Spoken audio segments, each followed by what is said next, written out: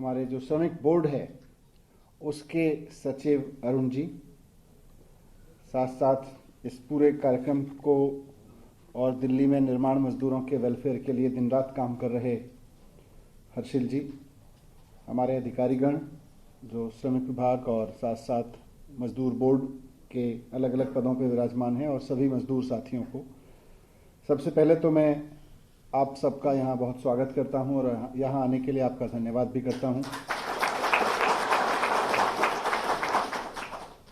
अभी 3 दिन पहले ही विश्व मजदूर दिवस मनाया गया।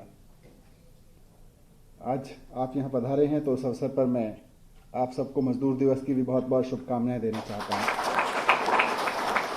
हमारे माननीय मुख्यमंत्री अरविंद केजरीवाल जी हमेशा एक शब्द यूज करते हैं कि ये मजदूर नहीं निर्माता है, इस देश का भाग्य विधाता है। उनके मार्गदर्शन में बाबा साहब अंबेडकर जी द्वारा देखा गया सपना, जिसके लिए उन्होंने संविधान बनाया कि सबसे निचले पायदान पर खड़े लोगों को, जिनको कुदरत ने कम दिया हो, उनको सरकार ज्यादा दे, ऐसा कायदा चलाना, ऐसी योजनाएं चलाना, इस तरह की व्यवस्था चलाना कि जिनको किसी भी कारण से कुदरत ने कम दिया उनको सरकार 4 कदम आगे बढ़ के ज्यादा करे, उनको सरकार ज्यादा दे। वैसी योजनाएं मुख्यमंत्री अरविंद केजरीवाल जी बाबा साहब के नक्शे कदम पे चलते हुए, उनके बनाए संविधान को आगे बढ़ाते हुए और साथ साथ शहीद आजम भगत सिंह जी को, जिस सपने को देख के भगत सिंह जी जैसे लोगों ने 22-22, 33 साल के लड़के फांसी पे झूल गए थे, उन्होंने कुर्बानी दी थी, उस जज्बे को आगे बढ़ाते हुए आज अरविंद केजरीवाल जी की सरकार काम कर रही है। और आज उसी दिशा में एक बहुत महत्वपूर्ण फैसला ये लिया है कि दिल्ली में निर्माण स्थलों पर काम करने वाले मजदूरों को आने जाने के लिए पैसा ना खर्च करना पड़े, इसके लिए सबको मुफ्त बस पास की सुविधा दी जा रही है। सामान्यतः जब सरकारी योजनाएं बनाई जाती हैं तो उसमें हमारे यहाँ ना हिंदी में खासतौर से आम भाषा में मजदूर उसको समझते हैं, फच्चर डाल दिया जाता है, कोई ठीक से ना करे काम।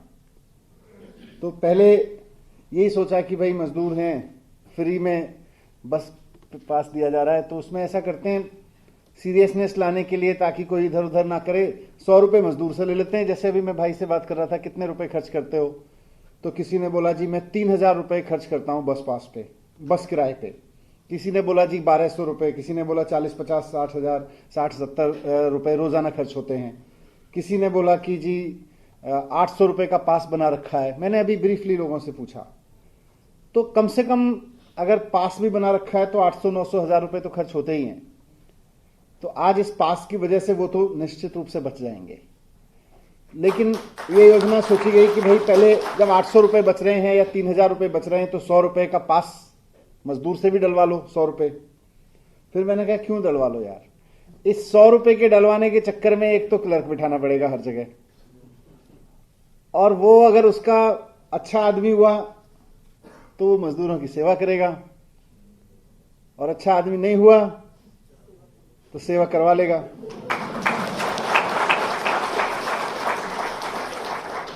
तो ऐसा सिस्टम ही क्यों बनाया जाए।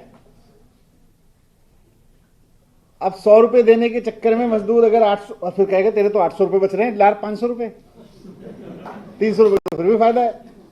और मजदूर जाके लाइन में लगेगा, कहेगा एक दिन की मजदूरी छोड़नी पड़ेगी। मैंने कहा 100 रुपए भी सरकार को नुकसान होने दो, क्या फर्क पड़ रहा है।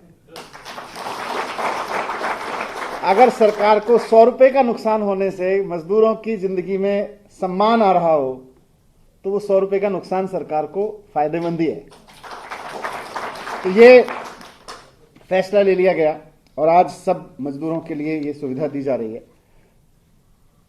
जिस मजदूर साथी को, वैसे मैं देख रहा था आमतौर पे जब मजदूरों के हम कार्यक्रम करते हैं राजेश जी, तो सबसे ज्यादा महिला मजदूर होते हैं, लेकिन आज जरूरत नहीं है उसकी, क्योंकि आपके मुख्यमंत्री जी ने योजना ही ऐसी बना रखी है कि महिलाएं तो चाहे वो कलेक्टर हो या मजदूर हो, सबके लिए बस फ्री है।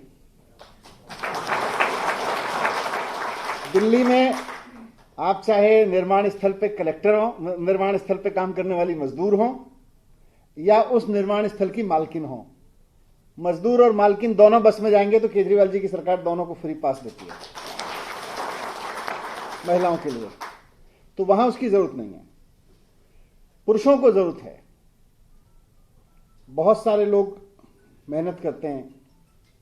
आपको याद होगा जब जो लोग पुराने समय से दिल्ली में रह रहे हैं, पुराने मतलब 10-5 साल से कम रह रहे हैं, कि दिल्ली में पहले जो मजदूरी थी सरकारी कामों में भी 8-9 हज़ार रुपए की होती थी।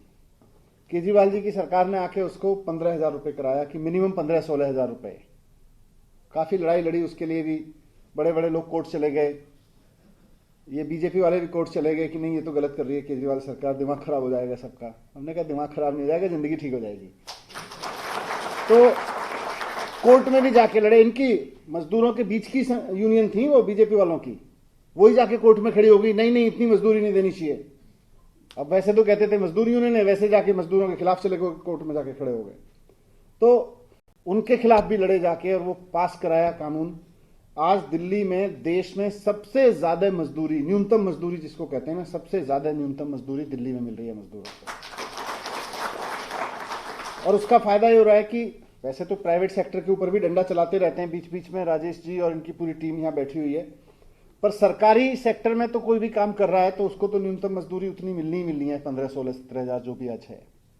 और प्राइवेट सेक्टर में भी जो बहुत अच्छे प्राइवेट सेक्टर के लोग हैं वो भी पूरी मजदूरी देते हैं। जो थोड़े से कम है वो कम करते हैं, फिर उनके ऊपर पुश मारते हैं। आप जैसा कोई लोग कंप्लेंट करता है, फिर हम डंडा चलाते हैं तो फिर मजदूरी मिलने लगती है। तो पर अधिकार तो है और उस अधिकार पे आप लड़ तो सकते हो, लड़के खड़े होते हो तो फिर हम और सरकार और आप मिलके सब मिलके दिला तो देते हैं। तो ये भी दिल्ली में ही हो रहा है, कहीं और नहीं हो रहा। निर्माण मजदूर श्रमिक के लिए पैसा खूब आता है। मैं 2013 में जब पहली बार, याद है 49 दिन की सरकार बनाई थी आप लोगों ने, 49 दिन की सरकार में जब मैंने बजट देखा तो पता चला उस वक्त 1600 करोड़ रुपए होता था कि निर्माण मजदूरों का 1600 करोड़ रुपए इकट्ठा हो गया। अब वो तो थोड़े दिन की सरकार बनी थी, मेरे पास एक फाइल आई, बोले जी ये मजदूरों के लिए पैसा है, मैं क्या कर रहे हो इसमें? तो कोई योजना तो थी, कागज पे तो लिखने के लिए बना रखी थी बहुत सारी। मैं कितने मजदूरों को फायदा मिला जी? 100 को इस योजना का मिला, 50 को इसका फायदा मिला, 200 का इसका मिला। मैंने कहा ये क्या हुआ? बोले जी 10 लाख इसमें गए, 2 लाख इसमें गए, 3 लाख इसमें गए। मैं 1600 करोड़ रुपए तो बहुत बड़ा होता है, कम क्यों मिल रहा है? बोले जी मजदूर अप्लाई नहीं करते। फिर मैंने पूछा कितने रजिस्टर्ड हैं, तो उस वक्त 50,000 मजदूर रजिस्टर्ड थे कुल मिला के 2013 में। और मैंने कहा कि पिछले 4-5 साल में कहां खर्च हुआ, आगे क्या क्या योजना है? तो खर्च होने में जो योजनाएं थी वो यही थी कि जी एक बड़ा गेस्ट हाउस बनाएंगे मजदूरों की ट्रेनिंग का, 50 करोड़ रुपए खर्च करके। मैंने कहा यार 50 करोड़ रुपए मजदूरों के हिस्से का खर्च करके गेस्ट हाउस बनाएंगे, उसमें कोई मजदूर तो रुकेगा नहीं जाके, कुछ मजदूरों के लिए ही करो। फिर दोबारा आप लोगों ने चुन लिया, सरकार बना दी 49 डेज के बाद वाली फुल फ्लेजेड। उसके बाद तो फिर आप देखो आज तक अब कितने 10 लाख हो गए, पूरी दिल्ली में 10 लाख मजदूर रजिस्टर हो गए हैं। और देश के इतिहास में सबसे ज्यादा पैसा मजदूरों में बांटा गया है दिल्ली बोर्ड द्वारा। और उनकी पिछले 1 साल में कितना पैसा बांटा है? लगभग आपने 600 करोड़ रुपए मजदूरों में 1 साल में बांट दिया गया। देश में कहीं किसी सरकार ने नहीं किया। 10 लाख लोगों को कोविड के कारण जो नुकसान हुआ उसमें 5-5 हजार रुपए दे दिए गए। फिर अभी जिनका जिक्र राजेश जी ने किया, बहुत सारी ऐसी योजनाएं बना रखी हैं जिनका फायदा कभी मिलता ही नहीं था, क्योंकि कागज पूरे करते करते ही हालत खराब हो जाती थी। पहले तो रजिस्ट्रेशन कराना ही नर्क होता था। पता नहीं आप में से कुछ लोगों ने वो वीडियो हो सकता है देखा हो, मैं पहुंचा था एक दिन सुबह है, उस दिन से बदलना शुरू हुआ है ना। उस दिन से पहले तो निर्माण मजदूर अगर रजिस्ट्रेशन करने जाता था तो 4 बजे लाइन लगा के खड़ा होता था, और उसके बाद बेचारा 10 बजे 11 बजे कोई अफसर आया तो आया, नहीं आया तो नहीं आया। फिर हार के बाहर एक दलाल आके चुपके से कहता था बाहर आजा मैं करवा दूंगा। और कितने पैसे लेता था वो? 500, 400, 1000 रुपए तक लेता था और वो करवा देता था। 2-2 हजार तक लेता था, 2-2 हजार रुपए तक लेके वो करवाता था। लेकिन उस दिन जब मैं जाके सच में दिल दुखा मेरा कि यार 4:30 बजे किसी मजदूर को बुला लो और दिन भर उसका काम ना हो और फिर 2,000 रुपए में रिश्वत देके वो काम कराए रजिस्ट्रेशन के लिए, और बाकी तो पूछो ही मत क्या होता है। तो उस दिन के बाद से फिर चीजें सुधारी। हमारी टीम बहुत शानदार बन गई है बोर्ड में। मैं बोर्ड के एक एक अधिकारी को, आज अगर रजिस्ट्रेशन 10 लाख हुए तो ये मनीष सिसोदिया ने नहीं किए, उसके लिए हमारे बोर्ड के अधिकारी और हमारे श्रमिक मित्र, इन्होंने खूब मेहनत की। आज दिल्ली में एक भी ऐसा लेबर चौक नहीं होगा जहां हमारे अधिकारियों और हमारे श्रमिक मित्रों ने जाके झंडे पकड़ के बैनर लगा लगा के रजिस्ट्रेशन ना करवाए हों। सारी जगह जा जाकर रजिस्ट्रेशन कराए। तो ऐसे होता है, काम करने के लिए पहले नीतियां बदलनी पड़ती हैं। आज नीति बदल गई तो 10 लाख लोगों को फायदा हो रहा है। नीति बदल गई तो आज 600 करोड़ रुपए किसी के बच्चे का, किसी का गर्भपात का, मतलब आपको पता नहीं, पूरी जानकारियां तो होंगी, श्रमिक मित्रों को तो है ही सारी, लेकिन मजदूरों को, मतलब सरकार ने इतनी बढ़िया बढ़िया योजनाएं बना रखी हैं, लेकिन पता हो तो आज सरकार तैयार है। पहले यह था पता हो तो सरकार नहीं, दलाल तैयार होता था। आज सरकार तैयार है आपको उसका सुविधा देने के लिए। बच्चे के जन्म पे लाभ मिलता है 30,000 रुपए का, पहले 2 बच्चों पे। गर्भपात अगर गलती से किसी कुछ हो जाए, मिसहैपनिंग हो जाए किसी के परिवार में महिला को, तो उसमें 3,000 रुपए की तुरंत सहायता मिलती है। वृद्धावस्था पेंशन मिलती है। शिक्षा सहायता बच्चों की 500 रुपए से लेकर 5,000 तक अलग अलग कैटेगरी में मिलती है। शादी के लिए लाभ मिलता है। मकान अगर खरीद रहे हो, निर्माण कर रहे हो, उसके लिए मिलता है। अगर गलती से विकलांग हो गए किसी कारणवश, उसमें सहायता मिलती है। अगर स्थायी विकलांगता आ गई तो मिलती है। काम से जुड़े हुए औजार खरीदना चाहते हो, उसके लिए भी 20,000 रुपए तक की सहायता मिलती है। अंतिम संस्कार, अगर किसी का डेथ हो जाए तो अंतिम संस्कार के लिए भी 10,000 रुपए की सहायता मिलती है। मजदूर के मृत्यु पे अलग अलग 2 लाख रुपए तक की, 1 लाख 2 लाख रुपए की सहायता मिलती है। मेडिकल खर्चे के लिए मिलती है। परिवार के लिए, जैसा राजेश जी ने बताया, पेंशन मिलती है।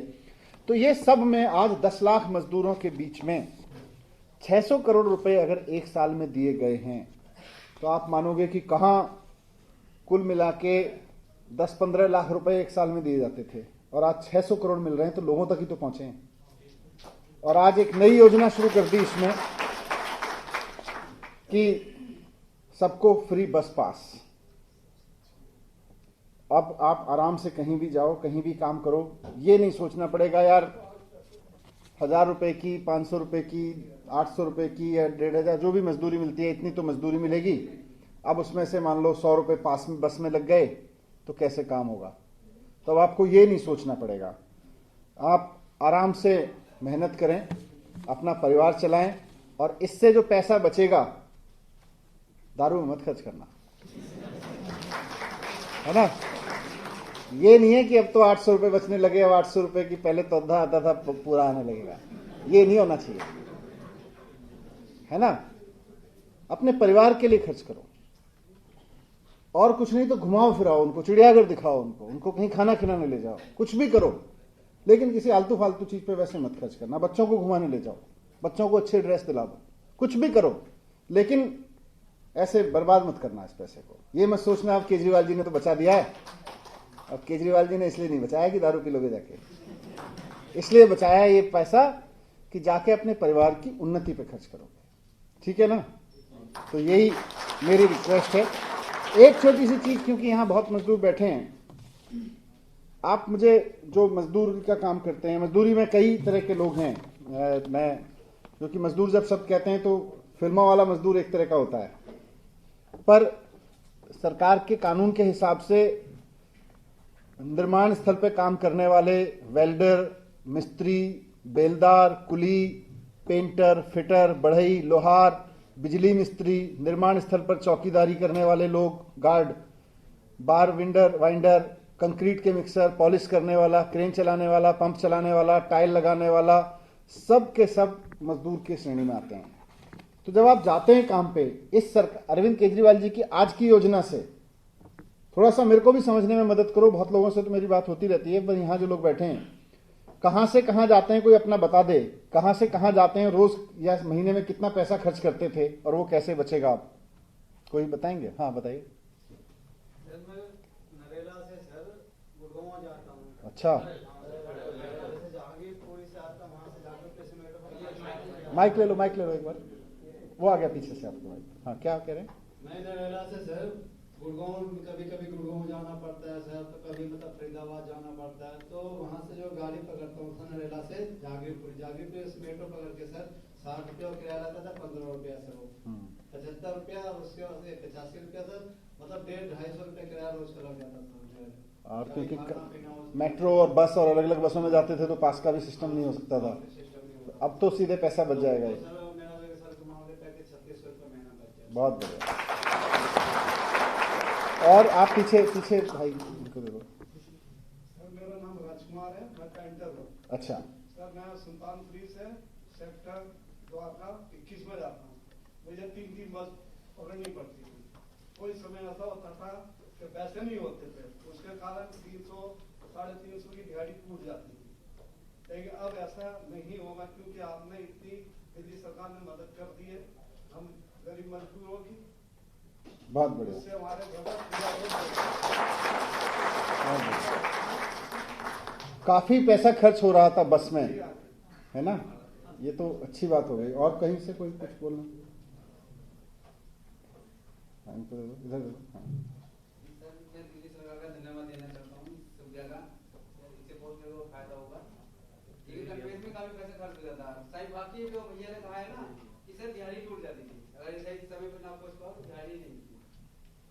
सही बात है। और फिर अगर 300 रुपए खर्च करके 500 रुपए की दिहाड़ी कहीं जाके मिल रही है तो फिर वो बात तो नहीं है ना।